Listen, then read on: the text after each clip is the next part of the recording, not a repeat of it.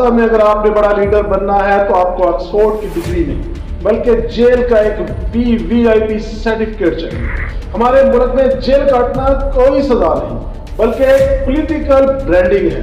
अवाम बेचारी बाहर महंगाई में मर रही होती है और हमारे ये इनकलाबी अंदर एसी वाले कमरों में बैठकर मुजाहमत का चूरन बेच रहे होते हैं।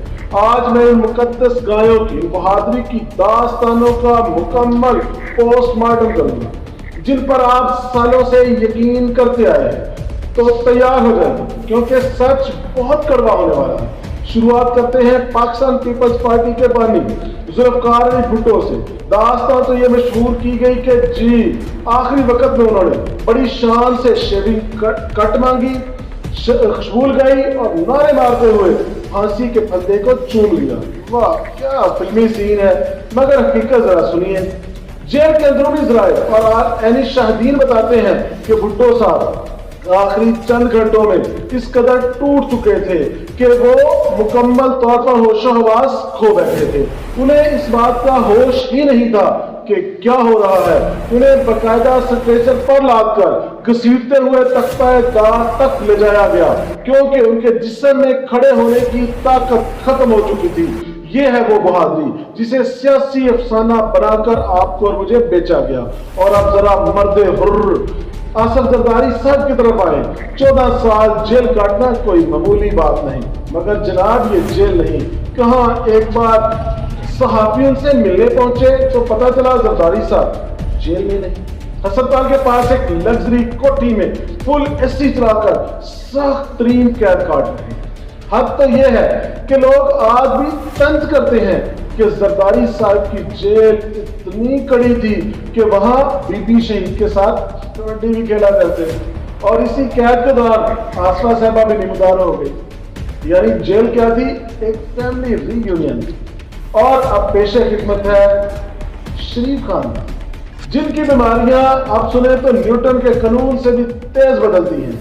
शहबाज शरीफ साहब अगर बाहर हो तो माइक गिरा गिरा कर दीवानों की तरह तकरीरें करते हैं, लेकिन जैसे ही नैब का दरवाजा खुलता है तो वो कैंसर के मरीज बन जाते हैं और कमर दर्द का ऐसा रोना रोते हैं कि बंदा समझता है कि अभी दम निकले। वाह मियां साहब, नवाज शरीफ साहब की सुन लें, उनकी तो प्लेटलेट्स इस तरह गिरते हैं कि वो क्लच प्लेटें सारी दुनिया देख के हैरान हो जाती है। बंदा सोचता है कि इतनी बीमारियों के साथ बंदा जिंदा कैसे, मगर जैसे ही लंदन का वीजा लगता है वो प्लेटें ऐसे बहाल होती। मियां साहब हाइड पार्क में बर्गर खाते पाए।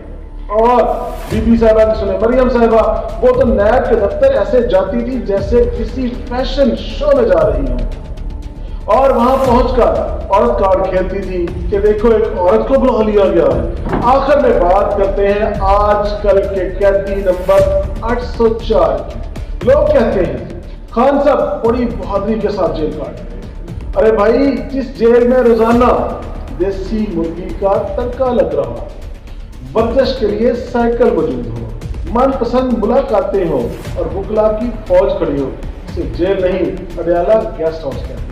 पाकिस्तान के किसी आम कैदी को ये सहूलतें दिखा दें। आप इनकी जरा हकीकत की तरफ आते हैं।